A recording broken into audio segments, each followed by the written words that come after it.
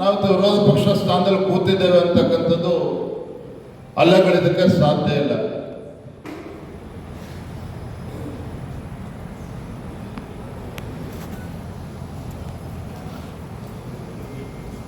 ಇವತ್ತೆಲ್ಲೋ ಒಂದು ಕಡೆ ನಾವು ಕೂಡ ಮುಖಂಡರುಗಳು ಇವತ್ತು ಒಗ್ಗಟ್ಟಾಗಿ ಒಂದಾಗಿ ಮುಂದೆ ಸಾಗಬೇಕಾದಂತ ಒಂದು ಅನಿವಾರ್ಯತೆ ಇದೆ. ಒಂದು ಕಡೆ ರಾಜ್ಯದಲ್ಲಿ ಒಂದು ಭ್ರಷ್ಟ, ರೈತ ವಿರೋಧಿ, ಬಡವರ ವಿರೋಧಿ, ಮಹಿಳಾ ವಿರೋಧಿ ಇವತ್ತು ಕಾಂಗ್ರೆಸ್ ಸರ್ಕಾರ, ಹಿಂದೂ ವಿರೋಧಿ ಇವತ್ತು ಕಾಂಗ್ರೆಸ್ ಸರ್ಕಾರ ರಾಜ್ಯದಲ್ಲಿ ಆಡಳಿತ ನಡೆಸ್ತಾ ಇದೆ.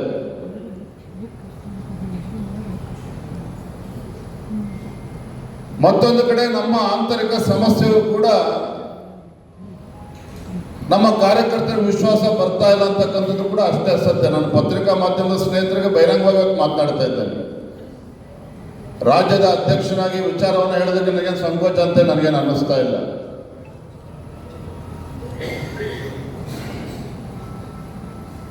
ನೋಡಿ, ಹಿಂದೆ ನಮ್ಮದೇ ರಾಜ್ಯದಲ್ಲಿ ನಮ್ಮದೇ ಸರ್ಕಾರ ಇತ್ತು. ಯಡಿಯೂರಪ್ಪನವರು ಒಳ್ಳೆ ಆಡಳಿತ ನೀಡಿದ್ರು, ಬಸವರಾಜ ಬೊಮ್ಮಾಯಿ ಮುಖ್ಯಮಂತ್ರಿ ಆದರು.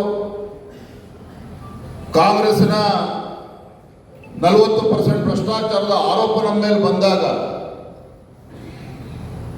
ಅದನ್ನ ಸರಿಯಾಗಿ ನಾವು ಎದುರಿಸದೆ ಸಾಧ್ಯ ಆಗದೇನೆ ವಿರೋಧ ಪಕ್ಷದಲ್ಲಿ ಕೂತಿದ್ದೇವೆ. ನಮ್ಮ ಆಂತರಿಕ ಸಮಸ್ಯೆ ಅಂತ ನಾವು ವಿರೋಧ ಪಕ್ಷದಲ್ಲಿ ಕೂತಿದ್ದೇವೆ. ಇದ್ರ ಪರಿಣಾಮ ಏನು? ನಾವು ಎಷ್ಟು ಜನ ಇದನ್ನು ಗಂಭೀರವಾಗಿ ಯೋಚನೆ ಮಾಡಿದೇವಲ್ಲ ನನಗಂತೂ ಗೊತ್ತಿಲ್ಲ.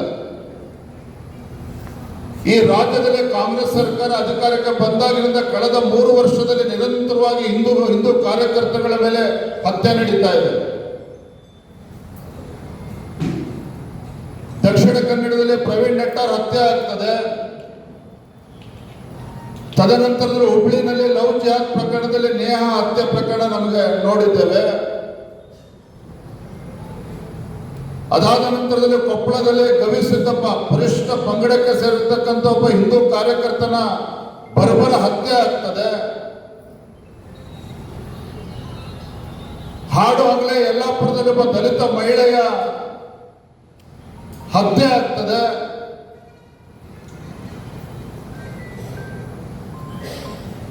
ಮೊನ್ನೆ ಹಾವೇರಿ ಜಿಲ್ಲೆನಲ್ಲಿ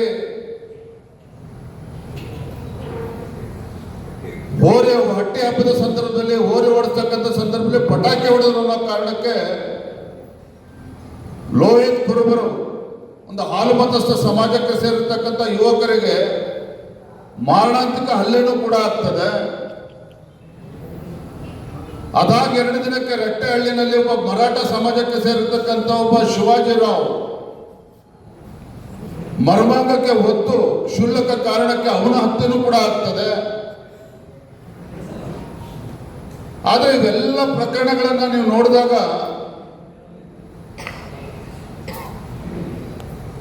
ಈ ಎಲ್ಲ ಪ್ರಕರಣಗಳಲ್ಲಿ ಯಲ್ಲಾಪುರದಲ್ಲಿರ್ಬೋದು, ಕೊಪ್ಪಳದಲ್ಲಿರ್ಬೋದು, ಹಾವೇರಿ ಜಿಲ್ಲೆಯಲ್ಲಿ ನಡೆದಂಥ ಘಟನೆ ಇರ್ಬೋದು, ಮಂಗಳೂರಲ್ಲಿ ನಡೆದಂಥ ಬರ್ಬರ ಹತ್ಯೆ ಇರ್ಬೋದು, ಎಲ್ಲೂ ಕೂಡ ಆಡಳಿತ ಪಕ್ಷದ ಅಥವಾ ಕಾಂಗ್ರೆಸ್ ಸರ್ಕಾರದ ಸಚಿವರು ಎಲ್ಲೂ ಕೂಡ ಹೋಗೋದಿಲ್ಲ.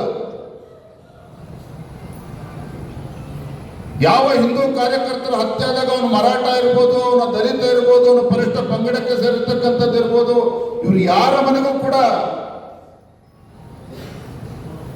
ಕಾಂಗ್ರೆಸ್ ಈ ಸರ್ಕಾರದ ಯಾವುದೇ ಸಚಿವರು ಭೇಟಿಯನ್ನು ನೀಡೋದಿಲ್ಲ. ನಾನು ಮೊನ್ನೆ ದಿನ ರೆಟ್ಟೆಹಳ್ಳಿಯಲ್ಲಿ ಹೇಳ್ತಾ ಇದ್ದೆ,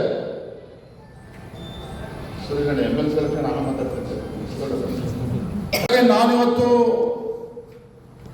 ದಾವಣಗೆರೆ ಜಿಲ್ಲೆ ಎಲ್ಲ ಮಹಾನ್ ನಾಯಕರುಗಳನ್ನು ವಿನಂತಿ ಮಾಡ್ತಕ್ಕಂಥದ್ದು, ಕಳೆದ ಉಪಚುನಾವಣೆಯಲ್ಲೂ ಕೂಡ ನಾನು ಹೇಳಿದ್ದೆ, ಇವತ್ತು ಕೂಡ ಹೇಳ್ತಾ ಇದ್ದೇನೆ,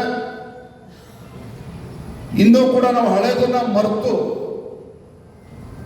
ನಾವು ಒಟ್ಟಾಗಿ ಒಂದಾಗಿ, ನಾನಿಲ್ಲದೆ ಇರೋ ಪಕ್ಷನೇ ನಡೆಯೋದಿಲ್ಲ, ನಾನು ಹುಟ್ಟ ಮೇಲೆ ಬಿಜೆಪಿ ಹುಟ್ಟಿರ್ತಕ್ಕಂಥದ್ದು ದಾವಣಗೆರೆ ಜಿಲ್ಲೆಯಲ್ಲಿ, ಈ ಭಾವನೆಯಿಂದ ನಾವು ಹೊರಗೆ ಬರದೇ ಹೋದರೆ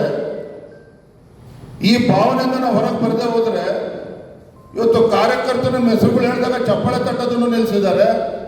ನಾಳೆ ರಸ್ತೆ ಓಡಾಡೋದಕ್ಕೂ ಕೂಡ ಕಷ್ಟ ಆಗ್ತದೆ. ಅಂತ ಪರಿಸ್ಥಿತಿ ಬರುವ ಮುಂಚಿತವಾಗಿ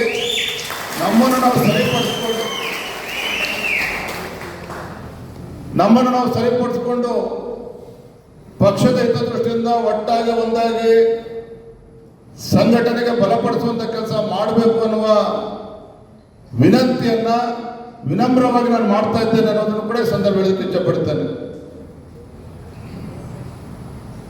SIR